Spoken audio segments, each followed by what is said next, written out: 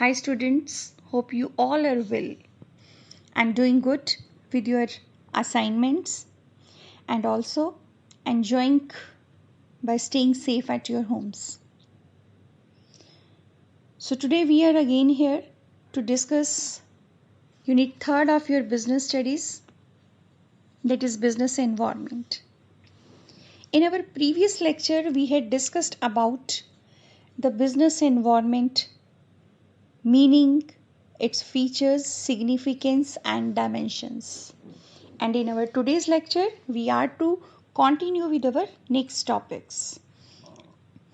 That is government policy changes and their impact on business.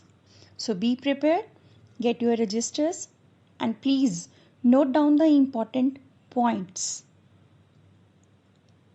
So we all know very well that Government of India announced a new industrial policy in July 1991, which sought to liberate the industry from the problems of the licensing system and to reduce the role of public sector, also to encourage foreign private participation in industrial development. Basically, it had introduced LPG, that is liberalization, privatization and globalization policies. So what is the impact of these policies on business? We are to discuss today about all this. So first of all is liberalization. Liberalization means removal of unnecessary control and restrictions on business. In very simple words, we can say liberalization means freeing the Indian business and industry from all unnecessary control and restrictions. So many relaxations by the government are given. That is, abolishing licensing requirements in most of the industries except a short list. कुछ एक selected industries को छोड़कर बाकी सबके लिए licence system को खत्म कर दिया गया. And freedom in determining the scale of the business activities. Removing restrictions for the movement of goods and services from one place to another.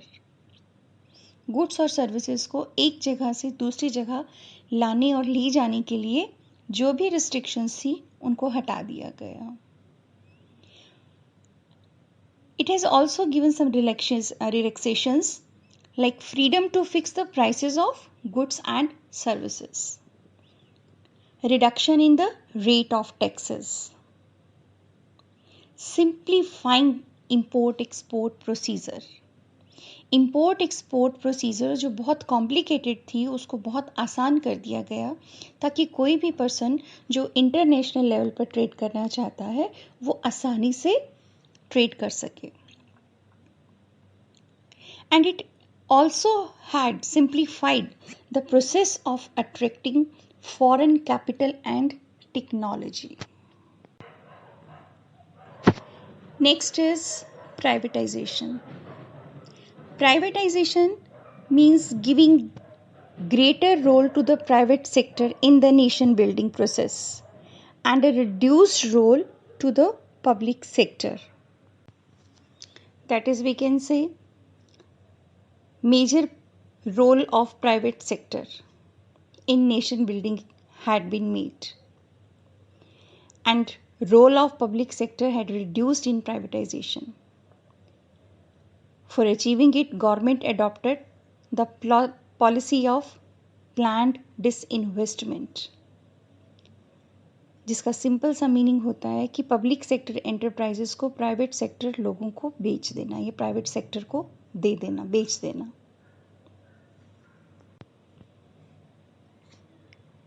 And to redefine this role of public sector in new industrial policy of 1991, this disinvestment had taken place. Its chief features or main features we can also state like this, that it has reduced the role of public sector and increased the role of private sector. By reducing fiscal burden of the government, by reducing the size of government machinery, speeding up economic development, and also making improvements in management of enterprises, which already had led increasing competition by opening industries which are reserved for the public sector to the private sector. So this is all about privatization, जिसमें major हिस्सा जो है, major role जो है, वो private sector को दे दिया गया पब्लिक सेक्टर्स की तरफ से. Next is globalization, that is the G part of LPG policies. Globalization means integrating the economy with the rest of the world. सारे संसार के साथ अपनी अर्थव्यवस्था को जोड़ देना, that is known as globalization. In 1991, Government of India had followed this policy. With the help of globalization, many movements in respect of business environment had taken place. It had made easily free flow of goods and services in all the countries, free flow of capital in all the countries, because it has integrated the economy with the rest of the world. Free flow of information and technology in all the countries, as we had discussed in our 11th class about BPO and KPOs. Free movement of people in all the countries. Globalization involves an increased level of interaction and interdependence among the various nations of economy at global part. Physical or geographical gap, or we can say political boundaries, no longer remained barriers for any sort of business enterprise who wanted to serve its customers which were located in different and distant geographical market. This really has been made possible by the rapid advancements in technology and liberal trade policies by government. So these were the economic reforms which were given by government. The basic objectives of these economic reforms which were given under LPG were to modernize the industrial system of the country, to encourage private investment, to attract foreign investment, to eliminate unproductive controls. जो control necessary नहीं है, government ने उनको हटा लिया. To connect Indian economy with the world economy, and also increasing foreign exchange reserves, क्योंकि हम जितना इंटरनेशनल ट्रेड करेंगे, जितना फॉरेन ट्रेड करेंगे, हमारे रिजर्व्स भी उतने ही ज़्यादा फॉरेन करेंसी के इंक्रीज होंगे. Next term which we have to discuss in this lecture, that is demonetization. Demonetization is the act of the government to cancel the legal tender status of a currency which is in circulation. The basic aim of demonetization was to curb corruption and to avoid the use of high denomination notes for illegal activities, and especially the accumulation of black money which had generated by income that has not been declared to the tax authorities, that is on their undeclared income. The Government of India made an announcement on 8 November 2016 with profound implications for the Indian economy.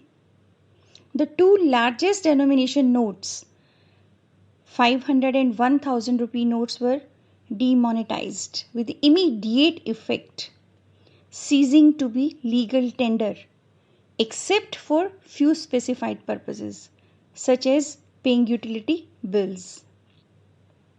This led to 86% of the money in circulation invalid. Immediate effect से लगभग 86% money जो circulation में था वो अमान्य हो गया. The people of India had to deposit the invalid currency in the banks which came along with the restrictions placed on cash withdrawals. In other words, restrictions were placed on the convertibility of domestic money and bank deposits. The basic aim of demonetization, as I had earlier told you, to curb corruption. So the features of demonetization: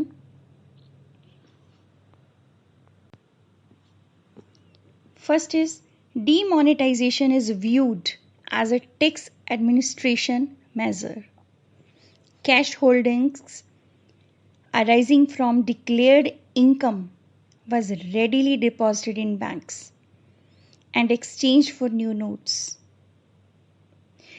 जिन लोगों ने अपनी income को declare किया हुआ था उससे उनके पास जो कैश थी उन्होंने उसे बैंक में डाल दिया और उसके बदले नए नोट ले लिए. But those with black money had to declare their unaccounted wealth and pay taxes at a penalty rate. और जिनकी इनकम, जिनकी कैश उनके पास डिक्लेयर्ड इनकम का हिस्सा नहीं थी, उन्हें अपनी उस इनकम के बारे में डिक्लेयर करना पड़ा और उसके बदले में उसको पेनल्टी की फॉर्म में टैक्सेस जमा कराने पड़े. Next is demonetization is also interpreted as a measure to improve tax compliance.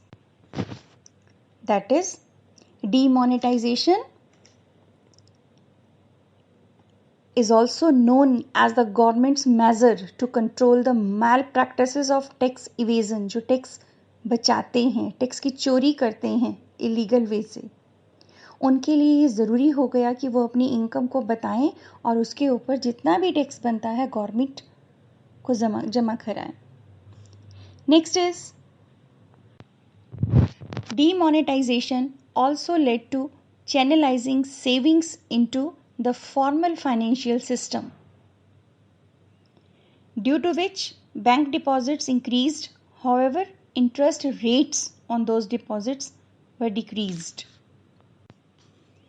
as a result of which some of new deposits can be used for launching new profitable schemes and providing loans at lower interest rates. And next, demonetization is aimed to create a cashless economy or less cash economy. Demonetization helps in effecting, that is, understanding in people for channelizing more savings through formal financial systems and hence improving more chances of cashless economy. Though there are arguments against this, as digital transactions require use of cell phones for customers and point of sales machines, that is POS machines, for merchants, which will only work if there is internet connectivity. On the other hand, these limitations are counterbalanced by an understanding that it helps people into the formal economy. So this is all about our today's topics, that is liberalization, privatization, globalization and demonetization. Hope you all have got through this and noted the important things during the lecture. I'll give you assignments for the topics which we have discussed today in your WhatsApp group.